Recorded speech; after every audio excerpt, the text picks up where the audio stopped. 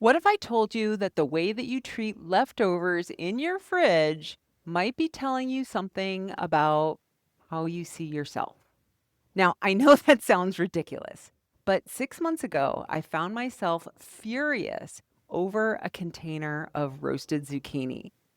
And what started as a tiny, silent resentment turned into a full blown reckoning with the way that I've been settling for good enough my entire life. Now, this episode is about food, but it's not about food.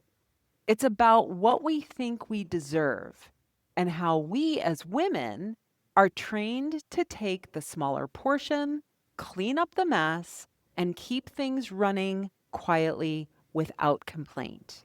Now, if you've ever eaten something just because no one else was going to eat it and it was going to go bad, if you've ever told yourself it's fine when it really wasn't, or if you've ever felt like you always get the scraps, literally or otherwise, you need to hear this because I'm breaking down the belief that keeps us stuck. And once you see it, you won't be able to unsee it. And that's when everything starts to shift. Welcome to the Total Health and Midlife podcast, the podcast for women over 40 who want peace with food, ease in their habits, and a body that they don't have to fight with. Hey everyone, welcome to the Total Health and Midlife podcast. I am your host, Elizabeth Sherman, and thank you so much for tuning in today. Now, I want to start this episode off by telling you the truth. I actually wrote this episode 6 months ago. I had the outline, the idea, the story. I even knew what I wanted to say, but I could not bring myself to record it. It felt too big, too vulnerable, like I was about to say something that I shouldn't say out loud. Because the story that I'm about to tell you, it's not dramatic. No one raised their voice. There was no fight, no big blow up, but it felt so vulnerable. So here's what happened in general. This was an ongoing pattern between myself and my husband. He doesn't know this. Each week after dinner, we would pack up the leftovers into Tupperware. We cooked with the purpose that he would eat the leftovers for lunch the next day. Now, some weeks he would, but other weeks I'd watch him open the fridge, stand there for a little bit, and then pull out something fresh: bread, mustard, maybe some deli meat, or he'd grab his phone and order something. And every single day, those leftovers just sat there getting older and older and older. The ones that he said that he would eat, the ones that he said he wanted, the chicken and the roasted vegetables, the ones I didn't throw out because he told me, no, I'll go ahead and eat those for lunch. Now, at first I didn't think much of it, but by day 3, I was starting to really boil inside. Not out loud, of course, because that's how we as women operate, right? But in my head, I was spinning and I was having this full on debate. Does he not see them? Do I need to say something? Am I really getting this worked up over a container of roasted broccoli? And the answer was apparently, yes, I was. I was getting worked up because I didn't want to be the one to eat them. I really didn't want to be the one who felt responsible for making sure that they didn't go to waste. I didn't want to be the one to settle again. And yet, I also felt like I didn't have a choice. If I didn't eat them, then they'd go bad, and that would feel wasteful. And it wasn't like he was being mean or doing anything wrong. He was just choosing what he wanted. And that right there just cracked me open because underneath the frustration was something that was so much more tender. The question I didn't want to ask myself: why don't I let myself choose what I want? Why don't I let myself have something better than the old stuff? Why do I keep defaulting to the scraps, the older vegetables, the last few bites that no one wants? That moment in the kitchen, really, the week in the kitchen, became this mirror that I didn't really want to look in because I realized that this was not about my partner. This was all about me and the quiet inherited beliefs that I didn't even realize that I was still carrying. I didn't have the language for it at the time, but what I started to notice, standing there in front of the fridge, trying to decide between eating something that I didn't want or throwing it away and feeling guilty, wasn't that I always get the scraps, but instead it was that I don't let myself have what I actually want. And not when it comes to just food, but rather across the board. I see it in other areas of my life. Like, I will eat the meal that's already made, even if I want something else or it's not really that good. And I'll hold back on making plans to see what other people are doing because I don't want to inconvenience them. And what's wild is I didn't even notice that I was doing it. It wasn't a dramatic, conscious sacrifice. It was just this quiet pattern of choosing what's available or what's expected over what I really wanted. Because somewhere along the way, I picked up this belief that wanting more, that a woman wanting anything more than she was given, more ease, more joy, more flavor, more rest, was somehow unavailable, selfish, maybe even wasteful. And I see this in so many of my clients too. They don't order what they want at a restaurant because it's more expensive.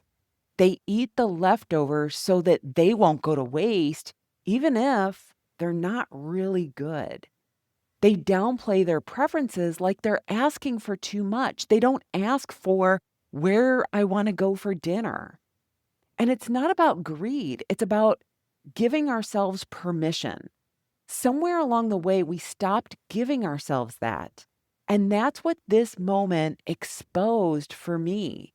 Not that I'm always stuck with what's left, although that might be true, but that I didn't believe that I was allowed to want what I wanted. Because here's the thing, I grew up watching women make do, right? Make do with the budget, make do with what's in the fridge, make do with their own needs until everyone else's were handled. And as women, we are often praised for that, for our thrift, for our selflessness, for our ability to not let things go to waste, as if making ourselves smaller, both literally and figuratively, is a virtue. But there's a cost to all that making do. It adds up in our bodies and in our resentment, in that tired voice in our head that says, you should be grateful, while another part of us is quietly asking, but when is it going to be my turn? What I realized in that kitchen wasn't that Gary had done anything wrong. It was that I'd been so conditioned not to choose what I wanted. I didn't even recognize that I had a choice. I had outsourced my desires.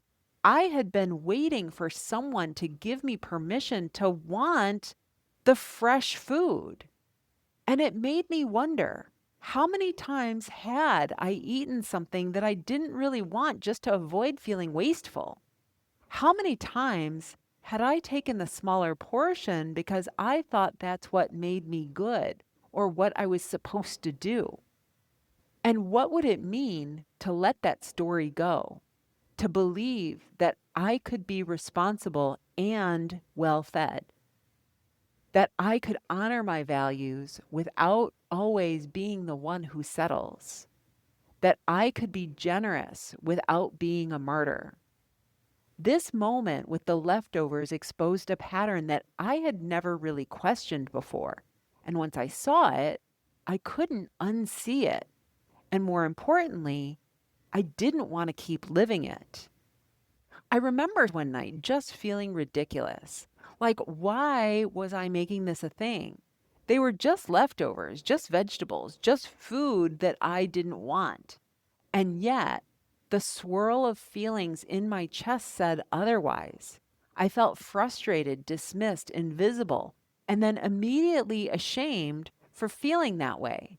Like I was being dramatic, petty, and ungrateful. I could hear that voice in my head, the one I know so many clients have too. You know better. You teach other women how to handle stuff like this. What is wrong with you? And that's the real root of shame, isn't it? Not just that we feel resentful or unseen, but we think that we shouldn't. That if we were more evolved, more healed, more enlightened, we wouldn't be bothered by this stuff anymore. But here's what I've come to learn, both through coaching myself and working with my clients. Shame thrives in silence. That's what Brene Brown says. And it's absolutely true. When we keep it bottled up, when we believe that our private, embarrassing little hangups are evidence that we are failing, it just grows. But when we talk about it, name it, and pull it into the light, it starts to shrink. And what I've realized over time is this: personal growth isn't a ladder that you climb. There's no finish line. There's no final level where you unlock the secret and suddenly float above your old thoughts like some kind of food choice Buddha. It's layered, it spirals, and it's running into the same pattern over and over and over again, but this time with a little bit more awareness and a little bit more self compassion, too. This wasn't the first time that I found myself bumping into a belief about being the one who makes do. And I'm sure it won't be the last either. But I don't make that mean that I'm broken anymore. I make it mean that I'm paying attention and that these thoughts that we have, these stories that we grow up with, are multi layered because we can't change what we don't look at. And if we don't name it, we can't free ourselves from it either. So I want to be really clear about something, and that is that this is not about my partner. He did nothing wrong. He wasn't trying to hurt my feelings or make more work for me. He was just hungry and he wanted what he wanted. He was moving throughout his day. And in hindsight, I can honestly say that this moment became a gift because it helped me see something that I hadn't seen before. It's not about him, but it's all about me, about the rules that I had been silently living by. See, it's easy to look at our partners, our kids, our coworkers, and think that they are the ones and that they are the reason that we feel the way that we do. That if they just picked up after themselves, picked up their socks or cleaned out the fridge or ate the damn leftovers, that we would feel better. But that's not where our power is. Our power comes from noticing the stories that we tell ourselves in those moments. Stories like, it's my job to keep things from going to waste. Or, I don't get to want something else if there's still something good enough in the fridge. Or if I don't do it, no one else will. It would have been easy to stay mad at Gary, to huff around the kitchen and silently eat the leftovers while building a case in my head about why he's terrible and I'm so virtuous. But when I paused and got curious, when I asked why this bothered me so much, I realized the discomfort wasn't about him at all. It was about the belief that I had to settle. That's the work, not blaming the other person, but turning inward and asking, what's the belief here? Do I want to keep it? Because once we do that, we're not stuck anymore. We get to choose something different. Here's the part I really want to dig into, because this is where it gets useful, where it shifts from here's what happened to me to here's what you can do with this. Because once I saw this belief, I always get the scraps, I started noticing how often I was acting it out without even thinking, not just in the kitchen. It showed up when I wore the bra that didn't quite fit because it was quote unquote still good, right? Even though it dug into my sides and was really freaking uncomfortable. When I skipped the good bath salts and lit the almost gone candle instead. When I automatically said yes to dinner plans I didn't want to go to because I didn't want to be difficult. And every time I told myself it was no big deal, I told myself I was being easygoing, frugal, accommodating. But when I really looked at it, I realized I was playing a role, this role of the sacrificer, the martyr, the one who makes it work, the one who eats the soft carrots that no one else has to. And I want you to start watching for this in your own life too. Not to judge yourself, not to feel bad, but to get curious. When you find yourself taking the smaller portion, saying yes when you mean to say no, or eating something that you don't want just because it's quote unquote still good, I want you to pause and ask, what am I telling myself about my worth when I do this? Am I saying that this is what a good woman does? Am I saying my preferences don't matter? Am I saying it's selfish to want more? Because here's the truth.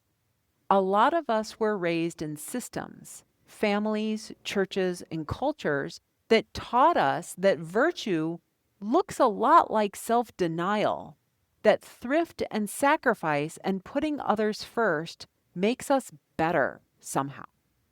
And look, being thoughtful and responsible and generous, those aren't bad things. But when we only know how to show up that way, when we don't even consider what we want, that's when it becomes a problem. That's when resentment creeps in. That's when our health takes a back seat. That's when we know what to do, but we don't do it because we've been trained to ignore our own voice. So, how do we shift it? Well, first, we start small. Let yourself eat the part of the dinner that you actually want. Light the new candle just because it makes you happy. Say no thank you to things that you always say yes to just out of obligation. Try this reframe. Instead of I'm being wasteful, try I'm honoring my preferences. Instead of I should eat this, try what would feel good to me right now. Instead of I'm being selfish, try I'm practicing self-respect. You don't have to swing all the way to the other extreme, but you do have permission to consider yourself. Not just when everything else is done, not just if it's free or leftover, but always. I want to be really clear here. This isn't about blaming yourself. This isn't about calling yourself out every time you ate a heel of bread or wore the stretched out leggings or skipped lunch because everyone else needed something first. This is about grace and self-awareness and the space between those two things where real change starts to happen. Because once I noticed this pattern in myself, I didn't suddenly start tossing leftovers without a second thought or choosing the newest item in the fridge like a queen in a grocery store commercial. What changed was this. I started pausing, just long enough to ask myself, do I even want this? That one question became my anchor. Do I actually want to eat this, or am I feeling obligated to? Am I saying yes because I want to or because I don't want to rock the boat? Would I be okay throwing this away, or am I trying to earn some invisible badge of honor, thrift, martyrdom? That pause gave me options. Not always easy ones, but at least new ones. Sometimes I still eat the leftovers. I honestly really love leftovers. But now I do it because I've chosen to, not because I think it's the only option I have. And honestly, that one shift, choosing instead of defaulting, has made me feel more peaceful, more grounded, and way less resentful. Because this is the sneaky part of settling. It doesn't feel like a big deal in the moment, but the weight of all those tiny, it's fine, I'll take it decisions add up. So if this is resonating, if you are starting to see yourself in these stories, I want to offer this. You don't have to overhaul your life. You don't even have to throw out half of your fridge. Just start noticing. Start asking yourself the questions. Start giving yourself the option to choose. That's where freedom begins. So if you've been listening to this and thinking, okay, wow, I do this too. I'm doing all the things, but I'm still stuck. I've got something that might help. I put together a free resource. It's called The 8 Basic Habits That Healthy People Do. And here's the thing. It's not another set of rules or anything like that. It's just a checklist. It's not a new diet or a new routine. It's a tool to help you see what's actually getting in your way. Because most of the time, it's not that we don't know what to do. It's that our thoughts, these quiet little inherited beliefs like I should finish what's on my plate or I don't deserve it, are running the show behind the scenes. This guide will help you to connect those dots between what you want, what you're doing, and what you think you should be doing. So, if you are ready to stop settling at the table, in your habits, in your life, go grab the guide. You can download it at elizabethsherman.com/habits. That link will also be in the show notes. It's simple, free, and honestly, it is a really good first step. Now, if this resonated with you, I just want to say you are not alone. We don't talk about this stuff enough. The quiet way that we learn to settle, the way that we trade our preferences for peace, the guilt that we carry for simply wanting more than the scraps. But that's why I do this podcast, because your health is not just about what you eat or how much you move. It's about the beliefs driving those choices. It's about the way you value yourself in everyday, ordinary moments. So if you found yourself nodding along today, I'd love for you to share this episode with a friend who might need to hear it too. We are stronger when we name these things together. And if you want to keep exploring how your thoughts might be showing up in your habits, your health, your relationship with food, or anything else, go grab that guide and checklist that I mentioned. elizabethsherman.com/habits. And you will find the link in the show notes as well. All right, that's all I have for you today. Have an amazing week, and I will talk to you next time. Bye-bye. Thank you for joining us on today's episode. If you're feeling overwhelmed by all the health advice out there and looking for something that's straightforward, my 8 Basic Habits That Healthy People Do guide and checklist is just what you need. It breaks down essential habits into simple, actionable steps that you already know how to do. By following these habits, you'll set yourself on a path to better health, surpassing most people that you know. To get your free copy, just click the link in the show notes or go to elizabethsherman.com/habits. It's an easy start, but it could make all the difference in your health journey. Grab your guide today and take the first step towards a healthier you.